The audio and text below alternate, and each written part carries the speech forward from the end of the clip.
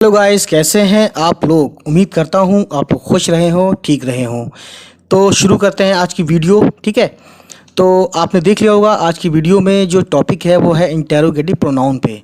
तो देखते हैं, चलते हैं, बात करते हैं। ठीक है, इंटेरोगेटिव प्रोनाउन किस तरह से कब कैसे यूज़ होता है और हम इसको कैसे सेंटेंस में दिए हुए इंटेरोगेटिव को पहचान सकते हैं। ठीक, तो इन्हीं सब बातों पे बात करते हैं और कहानी को आगे बढ़ाते हैं। ठीक है, तो देखिए क्या है इसमें। देखिए, एक चीज़ मैं आपको बता दूं इसको समझने के लिए, है ना।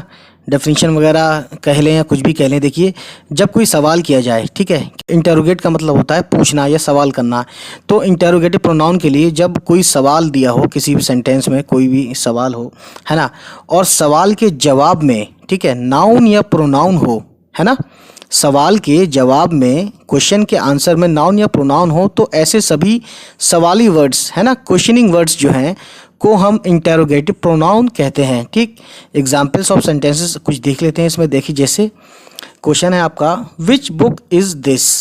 ठीक है, क्वेश्चन मार्क है लास्ट में, तो इसका आंसर क्या हो सकता है, किसकी बुक है ये। तो आंसर है राजा। ठीक है, क्योंकि इंटेरोगेटिव प्रोनाउन सवाल करने या पूछने के लिए इस्तेमाल होते हैं, तो ये इंटेरोगेटिव वर्ड्स नाउन या प्रोनाउन से रिप्लेस हो जाते हैं। ठीक है, नाउन या प्रोनाउन से ही रिप्लेस होंगे, है ना। तो इस तरह से हम कह सकते हैं कि ये नाउन या प्रोनाउन की जगह पर बोले गए हैं, है ना। यानी इंटेरोगेटिव प्रोनाउन जो होते हैं, जो वर्ड्स होते हैं, ये नाउन या प्रोनाउन की जगह पे बोले जाते हैं। बस इसमें क्या है, पिछली बार क्या था कि नाउन या प्रोनाउन की जगह पे बोले गए थे, यानी बाद में बोले गए थे। यहाँ पे क्या है, पहले सवाल किया गया, उसके बाद जवाब में नाउन या प्रोनाउन आएगा। ठीक है, तो आगे बढ़ते हैं। तो देखिए, कुछ सेंटेंसेस हमने लिए हुए हैं। ठीक है, जैसे सेंटेंस हमारे पास सबसे पहले है हु इज़ ही, वो कौन है। ठीक है, तो इसका जवाब क्या हो सकता है, ही इज़ राजा, है ना, या एनी नेम, एनी नेम आप जवाब हो सकता है। ठीक है, तो अब देखो इसमें क्या है, हु क्या हो गया आपका, इंटेरोगेटिव प्रोनाउन हो गया। ठीक है, अब दूसरा सेंटेंस ले लेते हैं हम, who won the cricket match, cricket match कौन जीता। तो जवाब में कोई भी हो सकता है। ठीक है, India won the cricket match, India या जो भी है, इंग्लैंड, है ना, बहुत सारी टीमें हैं आप जानते हैं। तीसरा सवाल देखते हैं इसमें, और क्या है question, whose book is this. अब यहाँ पे क्या है, हुज यानी किसकी या किसका, यह किताब किसकी है, ये किताब किसकी है, यह पुस्तक किसकी है। तो देखिए, है ना, अब ये नाम इसकी जगह पे किसी का भी हो सकता है। ठीक, राजा की बुक है या कोई भी है ना, राजा, रानी, है ना, तो बहुत सारे नाम आ सकते हैं, आप समझ सकते हैं। बहुत अच्छे से आगे बढ़ते हैं, देखते हैं क्या है। तो फोर्थ सेंटेंस आपका है, the women whom you met on Friday is coming this evening. इसका मतलब हुआ कि जिस औरत से आप मिले थे फ्राइडे को, वो आज शाम आ रही है ना, आज शाम आ रही है। तो देखो अगला सेंटेंस ले लेते हैं, व्हाट डू यू वांट, है ना, तुम क्या चाहते हो। छठा इसका है, विच इज़ योर कार, तुम्हारी कार कौन सी है। अब देखो मेरे दोस्तों, भाइयों, बुजुर्गों और इस प्यारे छात्रों, ठीक है, तालिब इल्मों, इसमें देखो जो सेंटेंस में, जो 6 सेंटेंस मैंने अभी आपको पढ़ के सुनाए, who whose whom and who whose whom, what and which, ये वर्ड्स क्या हैं, ये वर्ड्स ये सवाल करने वाले वर्ड्स हैं। और इस तरह से ये वर्ड्स जो हैं इसमें सेंटेंस में जो आए, ये इंटेरोगेटिव प्रोनाउन कहलाते हैं। ठीक है, ये ज़्यादा नहीं है, ये यही है, हु, होम, हुज, व्हाट, विच। आप स्क्रीन पे देख रहे हैं बहुत अच्छे से। तो मैं आपको इसका डेफिनेशन बता देता हूँ बहुत अच्छे से। जिस प्रोनाउन की सहायता से प्रश्न पूछा जाता है, सवाल पूछा जाता है, उसे इंटेरोगेटिव प्रोनाउन कहते हैं।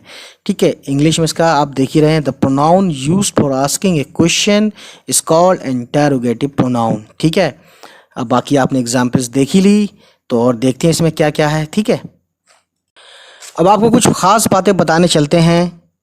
ठीक है, तो इसमें देखिए सबसे पहले ख़ास बात क्या है, आप देख रहे हैं स्क्रीन पे, हु का मतलब होता है कौन, और ये सब्जेक्टिव फॉर्म है। ठीक है, सब्जेक्ट के तौर पे इसको यूज़ करते हैं जब हमें यूज़ करना होगा सवाल में, क्वेश्चन करने में। ठीक है, और उसके बाद आप देख रहे हैं WHOM, होम, ऑब्जेक्टिव फॉर्म होता है ये हु का। ठीक है, होम का मतलब होता है किससे, किसको, है ना, और WHO हु का पॉजेसिव फॉर्म क्या है, हुज है। आप देख रहे हैं बहुत अच्छे से, हुज, WHOSE, हुज मतलब किसका, है ना। तो देखते हैं आगे क्या है। और जैसे सेंटेंस आपने हुज के ऊपर देख लेते हैं कि हुज पर्स इज दिस, यानी ये पर्स किसका है, ठीक है। तो यहाँ पे हुज जो है आपका इंटेरोगेटिव प्रोनाउन है और ये पोजेशन दिखाता है। पोजेशन मतलब मालिकाना हक जताता है, मालिकाना हक बताता है, यानी इसका मालिक कौन, इस पर्स का, इससे ये पता चलता है, ठीक। इसीलिए इसको हुज को हम क्या कह रहे हैं, इंटेरोगेटिव प्रोनाउन का पॉजेसिव फॉर्म है हुज, ठीक है। कुछ खास पॉइंट्स जिनका जानना आपके लिए बहुत ही ज़रूरी है।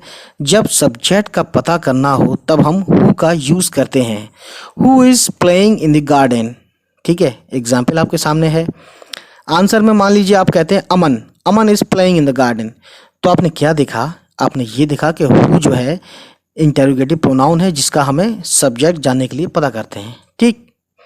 दूसरा सेंटेंस आपको ले चलते हैं दूसरी तरफ। जब ऑब्जेक्ट का पता करना हो तब देखिए कैसे करते हैं हम, होम हैज़ ही कॉल्ड, है ना। मतलब ये हुआ उसने किसको बुलाया या उसने किसको कॉल की। आंसर देख लीजिए, he has called his brother, उसने अपने भाई को बुलाया या भाई को कॉल की, है ना। देखते हैं आगे क्या है। और इसको समझने के लिए, जब हमें मालिक का पता करना हो तब हम हुज, WHOSE, हुज का यूज़ करते हैं। जैसे मान लीजिए हमने क्वेश्चन किया फिर से एक, whose is this mobile, whose is this mobile, ये मोबाइल किसका है, यानी इस मोबाइल का मालिक कौन है, ठीक है। तो आंसर हम देंगे, जाहिर सी बात है, तो आंसर में किसी न किसी का तो आएगा ही, ठीक है। दिस मोबाइल इज़ हर्स, अगर किसी लड़की का है तो हम ये बोलेंगे दिस मोबाइल इज़ हर्स, ये मोबाइल उस लड़की का है। तो देखिए आंसर में हर्स आया। हर्स क्या है, एक पॉजेसिव प्रोनाउन है। मैंने आपको शुरू में बताया था जिसके क्वेश्चन के आंसर में नाउन या प्रोनाउन आए उसको हम बोलते हैं इंटेरोगेटिव प्रोनाउन, है ना, ठीक है। आगे देखते हैं क्या है। यूजेस ऑफ विच के बारे में हम बात करेंगे। तो देखते हैं, विच का यूज़ करके भी सब्जेक्ट एंड ऑब्जेक्ट का पता किया जाता है। और देखिए इसका क्या है, इसका यूज़ हम सिलेक्शन या चॉइस के लिए भी करते हैं, है ना। यानी हमारे सामने बहुत सारे मोबाइल पड़े हों, हमसे कोई कहे कि भाई कौन सा चाहिए बताओ, ठीक है। तो बस यही सब क्वेश्चन किए जाएंगे उसमें उस वक्त। तो एक सेंटेंस ले लेते हैं बहुत अच्छे से, जैसे कि सेंटेंस है, विच इज़ योर पेन। अब बहुत सारे पेन हैं, मान लो टीचर से हमारी किसी से आपस में झगड़ा हुआ क्लास में, हमारे पेन गिरे सबके, 3-4 लोगों के, ठीक है, जो झगड़ रहे थे। अब टीचर ने पेन उठाए और पेन में से फिर बाद में जब सुलह हो गई तो सर ने बोला विच इज़ योर पेन, मेरे से या किसी से। तो इसका मतलब हुआ कि तुम्हारा पेन कौन सा है, ठीक है, समझ रहे हो। तो ये सिलेक्शन करने की बात आ गई कि मेरा पेन जो है मैं उसको सेलेक्ट कर लूँ, ले लूँ, ठीक है। दूसरा सेंटेंस ले लेते हैं इसको समझने के लिए और आगे। Which of these flowers do you like most. तो ये कब बोलेगा आपसे, माली मान लीजिए जो फ्लावर्स वगैरह या पॉट वगैरह बेचते हैं, है ना, सड़क के किनारे देखा होगा आपने बहुत अच्छे से। तो आप वहाँ जाते हैं तो आप देखते हैं बहुत अच्छे से कि भैया आप जाते हैं, आप कंफ्यूज हो जाते हैं कि यहाँ पे तो गुलाब का भी है, यहाँ पे लिली भी है, यहाँ पे 50 तरह के फूल हैं।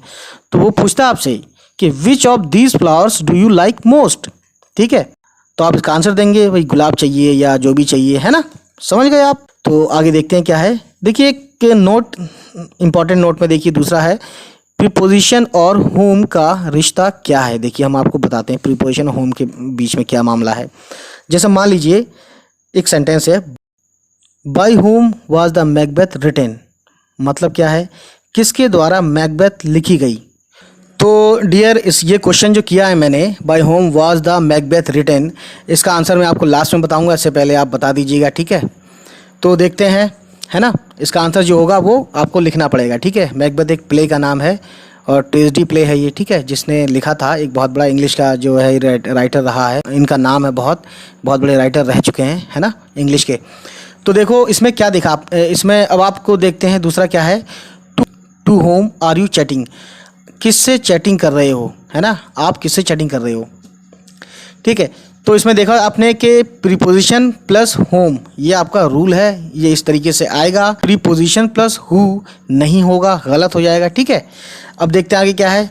लेकिन जब प्रीपोजिशन सेंटेंस के लास्ट में आए तब आप या हम हु का यूज़ सेंटेंस के स्टार्टिंग में कर सकते हैं। जैसे देखो क्वेश्चन है, पहला सेंटेंस देखते हैं क्वेश्चन के तौर पे, who was the Macbeth written by, है ना।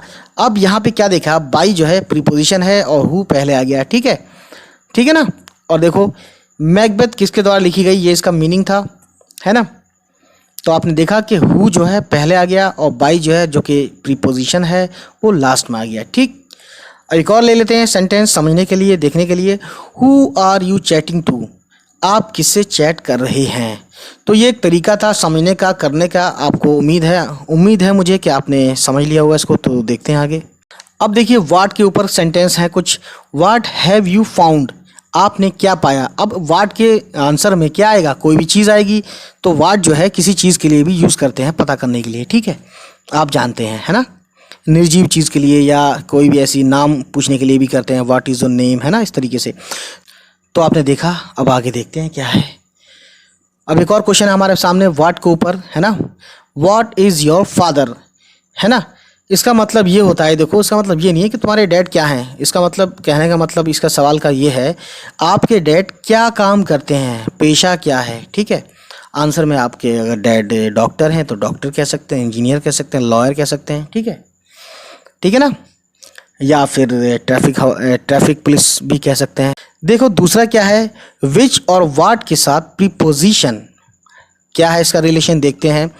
तो देखिए which person are you looking for, यानी किस शख्स को आप देख रहे हैं। Which person are you looking for, आप किस व्यक्ति की तलाश में हो, ठीक है। तो फॉर लास्ट में आया है, विच पहले आया है, ठीक है। प्रीपोजिशन जो फॉर है वो लास्ट में आया है, विच पहले आया है। तो ये इस तरह से भी यूज़ किया जाता है विच को, है ना। विच को प्रीपोजिशन के साथ, यानी कि विच पहले आएगा और प्रीपोजिशन लास्ट में आएगा, जैसे इसमें आया है। दूसरा सेंटेंस इसका ले लेते हैं इसको समझने के लिए। What vehicle will you go by, मतलब ये हुआ आप किस गाड़ी से जाएंगे, है ना। यानी कि इसमें देखिए क्या है तरीका, व्हाट पहले आया है, बाई लास्ट में आया है, ठीक है। तो इस तरह से भी आप यूज़ कर सकते हैं व्हाट को एज ए इंटरोगेटिव प्रीपोजिशन, ठीक है। अब देखिए इसमें क्या है दूसरा, ठीक है।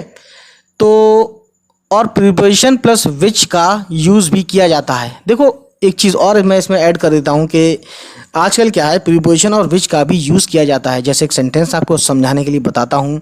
अगर आपसे कोई या आप किसी से कहना चाहते हैं आप किस शहर में रहते हो, इन विच टाउन डू यू लिव, है ना। लिव इन विच टाउन, यानी कि इन जो कि आपका प्रीपोजिशन है और उसके जस्ट बाद विच आ गया है। इससे पहले क्या था, इससे पहले जो सेंटेंस था, which person are you looking for, which पहले आया था, फॉर यानी कि प्रीपोजिशन सबसे लास्ट में आया था। यहाँ पे क्या है, पहले प्रीपोजिशन आया है और प्लस विच आ गया है, ठीक है। तो इस तरह से भी इसको यूज़ किया जाता है। उम्मीद करता हूँ इंटरोगेटिव के बारे में आपको आज बहुत कुछ पता चला होगा। तो डियर स्टूडेंट्स, आज अपनी बात यहीं ख़त्म करते हैं और आपसे मेरा यही कहना है कि ये वीडियो आप कम से कम 10 लोगों को या 10 ग्रुप में ज़रूर भेजें, ठीक है। प्रोनाउन के अगले टॉपिक पर और भी बहुत सी जल्दी वीडियो मैं लेकर आऊँगा। Thanks for watching, don't forget to subscribe. Bye bye, take care.